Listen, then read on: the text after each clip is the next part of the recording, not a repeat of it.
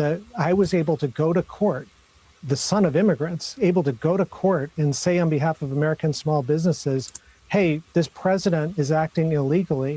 And I was able to present my case, have them ask really hard questions at me. It was a really intense oral argument. And at the end of it, they voted and we won.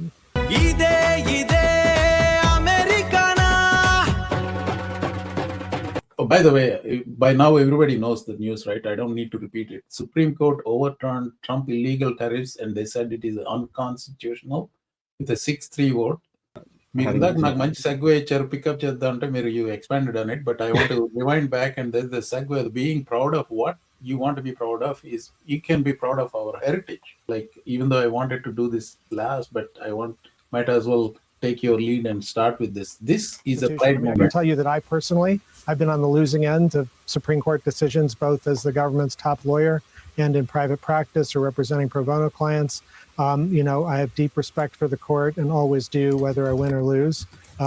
One of the great things about the American system is what just happened today. I mean, just think about it. Like, I was able to go to court, the son of immigrants, able to go to court and say on behalf of American small businesses, hey, this president is acting illegally. And I was able to present my case, have them ask really hard questions at me. It was a really intense oral argument.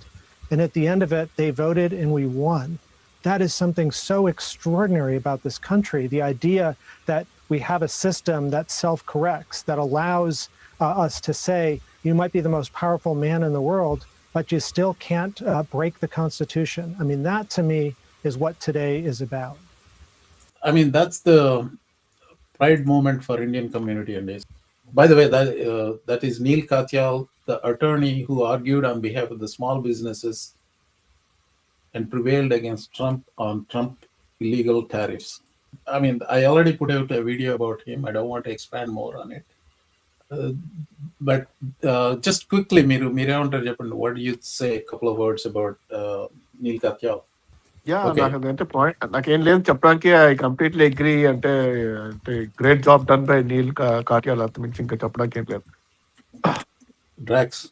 Yeah, I want to bring attention to some other people I really admire. If you have heard of, like, Neal Katyal is a prime example, former Solicitor General, very well known, popular, but there are other people who are coming out from the Indian community that are doing great work standing up for immigrant rights. An example is Elora Mukherjee, right, from Columbia Law School. Yeah. So we didn't see these many people doing it before, but I'm actually proud and of all the achievements of these people representing. Yeah, standing up for rights of minorities and doing the stuff and not just being financially successful in that sense. What happens with the tariffs? Many trade deals. What happens to the many trade deals that are already negotiated? Britain tho undi, alage India tho undi.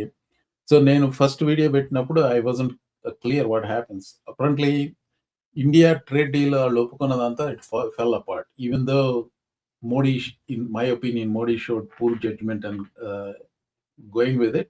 Or maybe, I mean, it's a risk, right? Like, if you are locked into that 18%, you are locked in forever, whereas you don't have to pay anything based on the new ruling. But the ad said adanta, I will come to it. Basically, all those trade deals that were the mob boss president threatened other foreign governments. ఇది వాళ్ళని threaten చేసేసి ఒప్పించుకున్నట్టు చూసారా, అవన్నీ they basically become void. That is what that news item says. ఇంకోటి ఏంటంటే, what happens to the refunds? First of all, already sign చేసిన deals ఏమవుతాయి? రెండోది, what happens to the refunds కి సంబంధించిన సుప్రీం కోర్ట్ ఏమన్నారంటే, they did not make a decision. They punted it down to the lower court, which is international court of trade ఏదో ఉంది, దానికి పంట చేశారు. So what happens to that అనేది ఇప్పుడు కొంతమంది అనుకోవడం, does the consumer get it? నేను మొన్న ఎర్లీ జనవరిలో పెట్టిన దాంట్లో చెప్పాడు, I doubt if the consumer is going to get it, even if the Supreme Court says like the consumer the tariffs have to be refunded అనేది. But here is what this Justin Wolfers, he's Michigan state లోనో, university of Michigan లోనో, he's a professor of economics. his Australian accent allow ఉంటుంది. So watch what he's saying. He's agreeing with me. If Walmart paid the tariffs and they passed it on to the consumer, and if the federal government refunds to Walmart, guess who's keeping it? It is nearly impossible for Walmart to track me down and see how much they owe me. So they're going to keep it. And this is exactly the point he's making. I think in terms of the economics, actually, this is much less of a big deal than you might think. So first of all, the amount of money that the administration's actually raised is far less than the president likes to imagine. It's roughly $140 billion. I wouldn't mind $140 billion, but, it's actually not that much in terms of the scale of the whole economy. The things folks at home should know is actually it's not a big deal for you. See, here's why.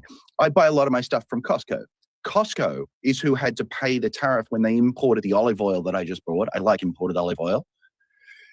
Costco then raised their price, and I had to pay a little bit more for that olive oil.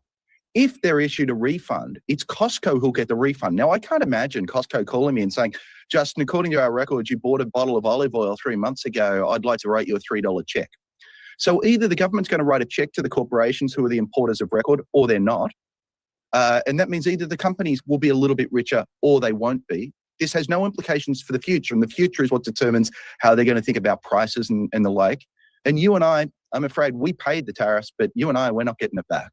So that's he's basically agreeing with me on that front. So there is one more thing I wanted to set up, and David Frum said something about why Trump made a strategic blunder.